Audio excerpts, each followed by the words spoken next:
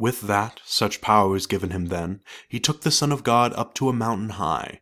It was a mountain at whose verdant feet a spacious plain outstretched in circuit wide lay pleasant. From his side 2 rivers flowed, the one winding, the other straight, and left between fair Champagne with less rivers intervened, then meeting joined their tribute to the sea.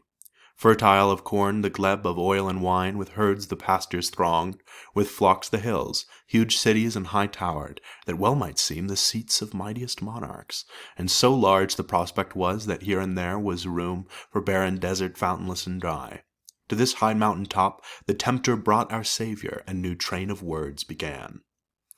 Well have we speeded, and o'er hill and dale, forest and field and flood, temples and towers cut shorter many a league. Here thou beholdst Assyria and her empire's ancient bounds, Araxes and the Caspian lake, thence on as far as Indus east, Euphrates west, and oft beyond, to south the Persian bay, and inaccessible the Arabian drought. Here Nineveh of length within her wall several days' journey, built by Ninus old, of that first golden monarchy the seat, and seat of Salmanasar, whose success Israel in long captivity still mourns. There Babylon, the wonder of all tongues, as ancient, but rebuilt by him who twice Judah and all thy father David's house led captive, and Jerusalem laid waste, till Cyrus set them free. Persepolis his city there thou seest, and Bactra there, Ecbatana her structure vast there shows, and Hectompolis her 100 gates, there Susa by Choaspis, amber stream, the drink of none but kings, of later fame built by Amathian or Parthian hands, the great Seleucia and Nisibis, and there Artaxata, Pterodon, Ctesiphon, turning with easy eye thou mayest behold all these the Parthian, now some ages past, by great Arases led, who founded first that empire under his dominion holds, from the luxurious kings of Antioch won. And just in time thou comest to have a view of his great power, for now the Parthian king in Ctesiphon hath gathered all his host against the Scythian, whose incursions wild have wasted Sogdiana.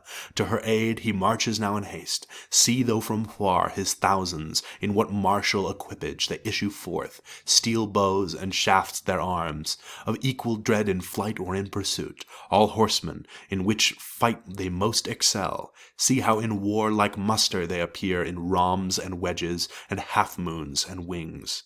He looked and saw what numbers numberless the city gates outpoured. Light-armed troops, in coats of mail and military pride, in mail their horses clad, yet fleet and strong, prancing the riders bore, the flower and choice of many provinces, from bound to bound, from Arachosia, from Candor east and Margiana, to the Hyrcanian cliffs of Caucasus, and dark Iberian dales, from Atropatia and the neighboring plains of Adebene, Medea and the south of Susiana, to Balsara's haven. He saw them in their forms of battle ranged, how quick they wheeled, and flying behind them shot sharp sleet of arrowy showers against the face of their pursuers, and overcame by flight.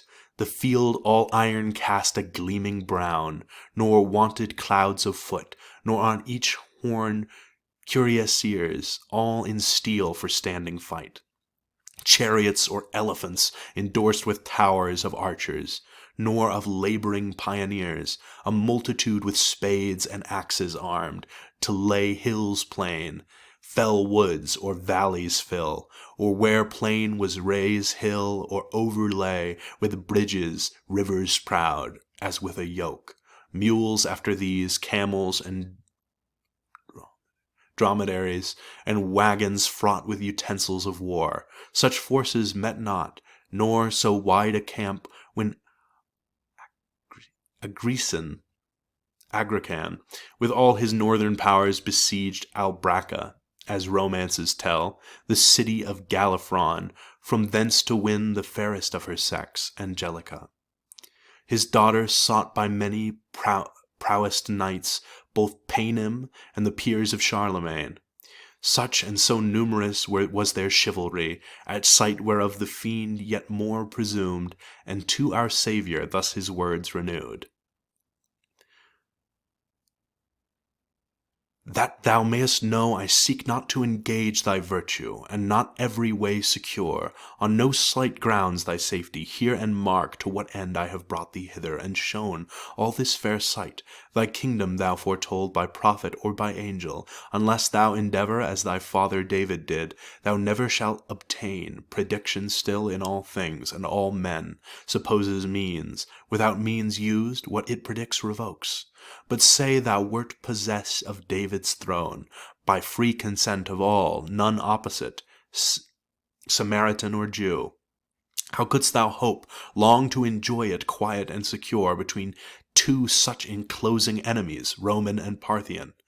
Therefore one of these thou must make sure thy own. The Parthian first, by my advice, as nearer, and of late found able by invasion to annoy thy country, and captive lead away her kings.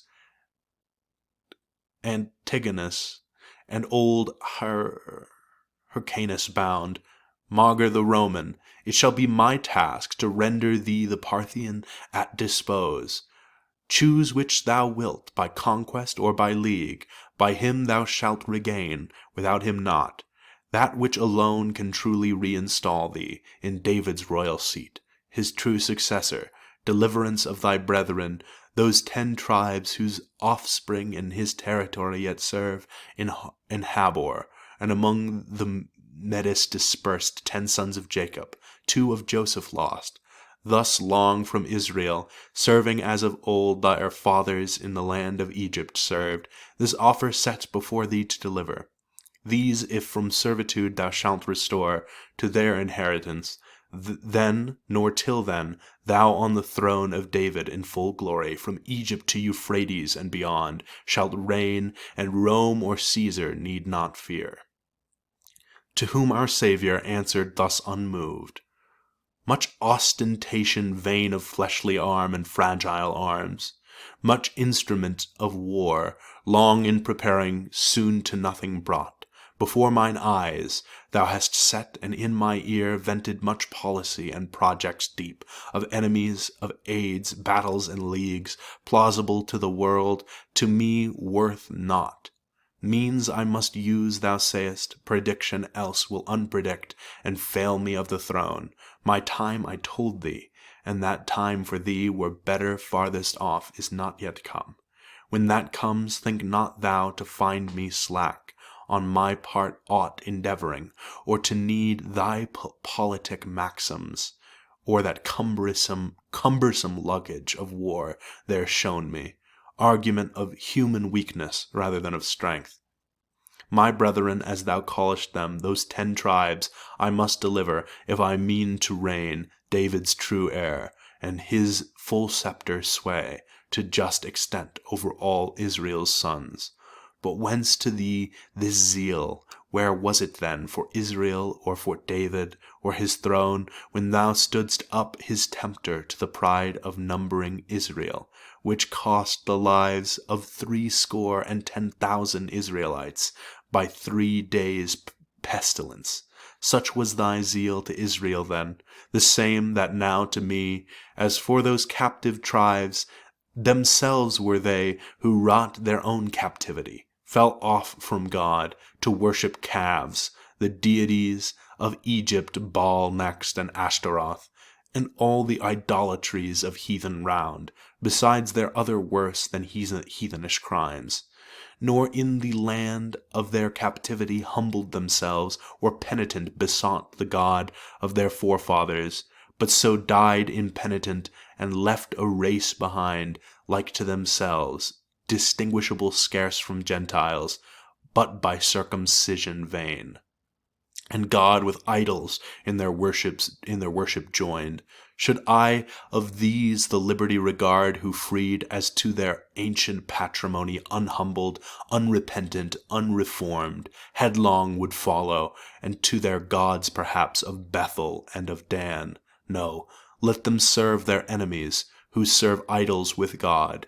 Yet he at length, time to himself best known, remembering Abraham, by some wondrous call, may bring them back repentant and sincere, and at their passing cleave the Assyrian flood, while to their native land with joy they haste, as the Red Sea and Jordan once he cleft, when to the promised land their fathers passed, to his due time and providence I leave them.